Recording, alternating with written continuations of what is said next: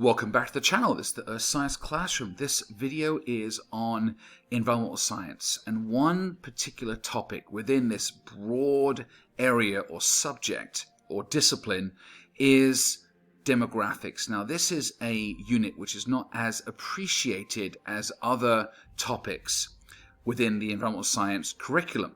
Demographics is the study of populations, in this case, human populations. And we're looking at the fundamental and important terms of human demographics or human populations in order to have a better understanding of how human population has had a very influential and widespread impact on our planet and how our planet functions, the biomes, the ecosystems, the species diversity, the richness, and also the hotspots around the world, how they've been affected by our species with its exponential growth and the use of resources and materials of this planet. So the current population is 8.2 billion, which has increased exponentially over the past 200 years with the advancement of technologies and medicine and welfare and the overall quality of life of humans. And the population is expected to go up to 9.2 billion by the year 2040. Again, that's an estimated number or value. And the impact of this increase, this continued increase on the environment, should not be ignored or minimized in regards to looking at the changes of our planet. This is the Earth Science Classroom. Any topic or discipline in science requires a person to understand the key and fundamental and essential words and terms about that topic in order to grasp an understanding. Now, this is no different in demography or demographics. With human populations, there are key terms and key definitions that are essential to building your knowledge in this subject area. Here are 5 terms I'm going to start with. The first one is population, so literally counting and having a number of humans in a given area. And then look at the density of population, so it's again counting the humans in a given area and looking at a percentage of how much or how many humans in that area. Then look at that crude birth rate, which is the amount of births per year per 1,000 people, which is on average. So it's an average calculation of birth rate. Then the same thing with crude death rate. Again, it's the average amount of people dying, mortality rate over 1,000 people. And then you have what's called the natural increase, which is the rate or speed of change of a population based on the amount of births minus the amount of deaths in an area. Very crude, but important to understand.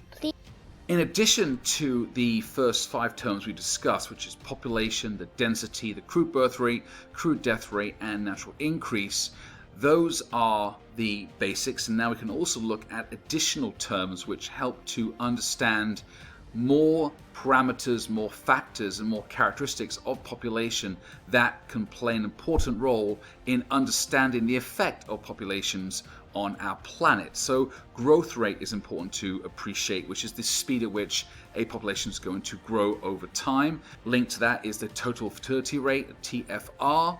Again, the amount of children born by a woman over her lifespan, looking at infant mortality rate and how many children unfortunately die before the age of 1, which is horrific, but it's a parameter or a stat we have to consider. Looking at life expectancy and how long a woman or man is going to live on average in a certain area based on various factors like the health, the nutrition, the exercise, the wealth of the country. All these things play a part. The climate, in the age of a person and how long they're going to live. Looking at the migration amounts, the immigration, which is the amount of people coming into a country, and the emigration, how many people go out of a country, and the flow and movement of people over time across the world. Looking at doubling time, which is again how long it takes for a population to double, which again will tell you an idea of what's going to happen in the future for the population and demand on that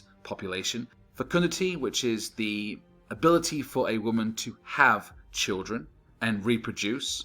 That also links up with the replacement level, which is about 2.1, which means that how many people need to be born to maintain the population size, the balance between the births and the deaths. Then looking at social economic level, which includes money, which includes the economy, includes GDP, and all these things regards to money and what money does to a person's life and the impact it has on the environment. Then looking at the difference between an MEDC versus an LEDC. MEDC stands for more economically developed country, and the LEDC stands for the less or least economically developed country. So looking at the wealth of countries, the rich and poor gap between the developed, developing, the DTM in terms of the stage of a country's development. Is it industrialized? Is it post or pre-industrialization in terms of the birth rate, death rate?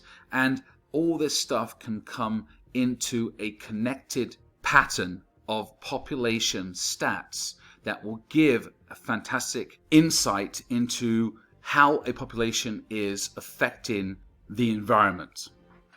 This is the Earth Science Classroom. Thanks for watching the video. If you liked it, please subscribe, like, and share. And if you want more content and videos on Earth Science, please check out my channel.